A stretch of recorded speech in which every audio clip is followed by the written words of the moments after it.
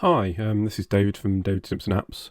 We're going to talk about how to build out some of the reports from Google Analytics in Confluence, but building them out within the Google Analytics interface. So we've got analytics overview reports for spaces and content and people. And we're going to see whether we can build these out within Google Analytics itself. So the first thing I'm going to do is go to Reports, and then down here it says Library. And we can create a new report. So if we go and create a detail report and then select blank, we can add dimensions. And I'm going to add space name. So these are our custom dimensions that we're sending through, and also space key.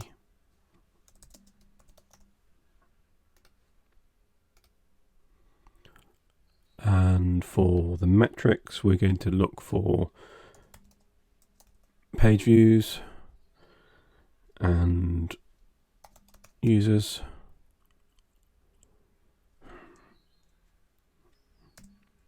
So have a look.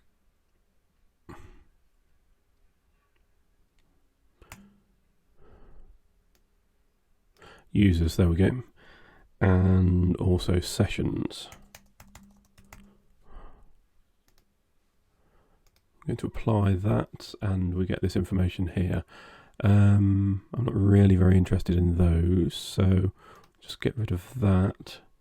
And we can see we've got some not sets and not founds, and these wiki marketplace. We can remove those. So if we go to space name, and I want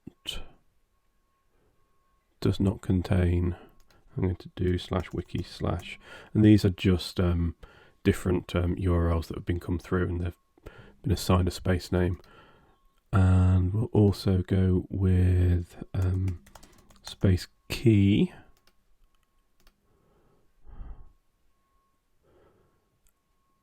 And I'm going to say does not contain not. And that's going to get rid of the not set and the not founds here. So if I apply that, well, it hasn't got rid of the not found, but it's filtered out a bunch of things. So we can save that, and I'm going to call this spaces overview. Just add for Confluence here, so we know what it is. So now you can see the spaces, a list of spaces, and we can add the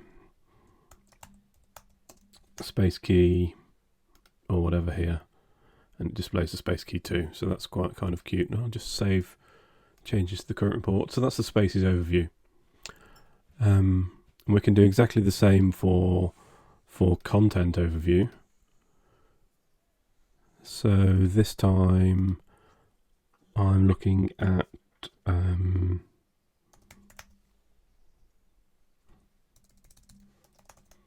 page title.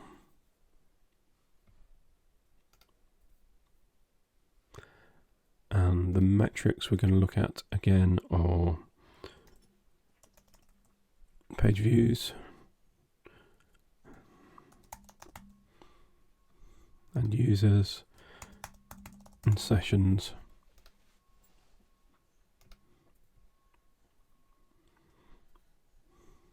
And we can filter out the not sets again. I'm not interested in this, so I'm going to remove that. And we're going to say with content, I'm going to get rid of content ID, which does not contain not. So that would get rid of the not set. We've still got a not found, but that doesn't really matter. So you can see which ones are interesting. We can also add for the dimensions, if we add the space name, just adds a little bit more information there.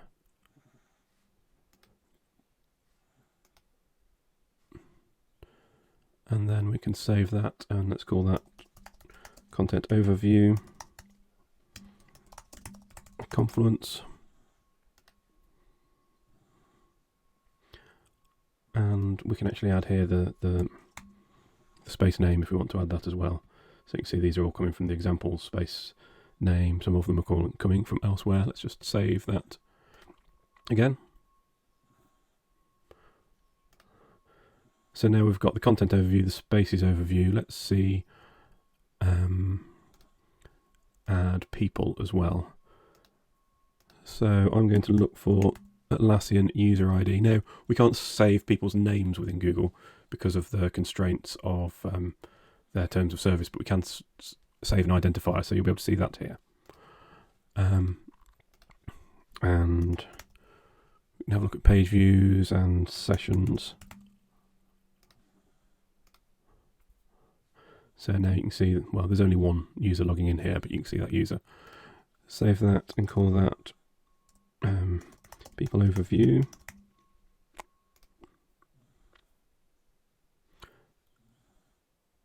Oh, that seems to have vanished. Let's get rid of that bar chart and save that. So we've got people overview, content overview, and spaces overview. One thing that's quite interesting is with Google Analytics in Confluence, we can actually segment the data and look at the content, but for the content that was actually displayed in Jira Service Management portal, so in the knowledge base there, and we can create a report to display just that. So if we do that here, we can go with a new detail report, go with a blank, and I'm adding the dimensions of page title and space name.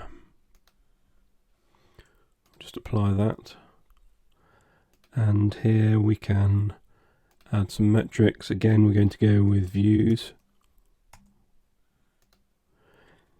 and users and sessions, but you can add what you like. So this is all the data. It's essentially the same as the previous one for the content overview, but we can add an additional filter here. If we look for parent product, and I'm going to go with exactly matches, and then it should give you a list of them here. And we've got Confluence and JSM portal. So Confluence is anything that's natively displayed within Confluence, but the JSM portal one is only for page views that have come through from the portal. So we can apply that and apply, and now we've got only 3 pages. We can also add in the space name. It could be space name, or it could be space key, but I want to go with name and display, so it's just from the examples space. So we can add this as JSM portal content. I'm going to say that's for Confluence or Jira. And let's just get rid of that line chart there. I don't think it gives us anything extra. So right, we've got a bunch of things here now. And what would be really cool to do is to get it on the left hand side here. And we can do this by creating a new collection, calling it a blank collection. I'm going to call my collection Atlassian. And we're going to create a couple of topics. One is Jira, and the other one is Confluence. Apply that. I should really swap these around. And now we can add our reports to the topics.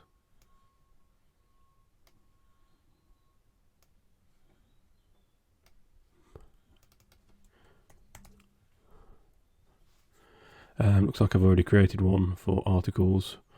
Let's create take the one that we originally did. We have to drop it into not the overview view, but into the detail reports. So we can save that. Is that saved? That is saved. We go back And you can see it here. Now if we go in and publish this,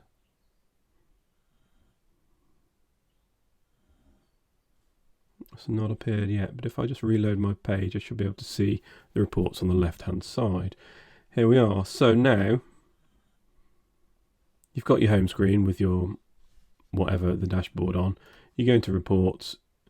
Now the original ones that you got by default were down here, and we've got Atlassian reports here with the Confluence ones for the space overview, for the content overview,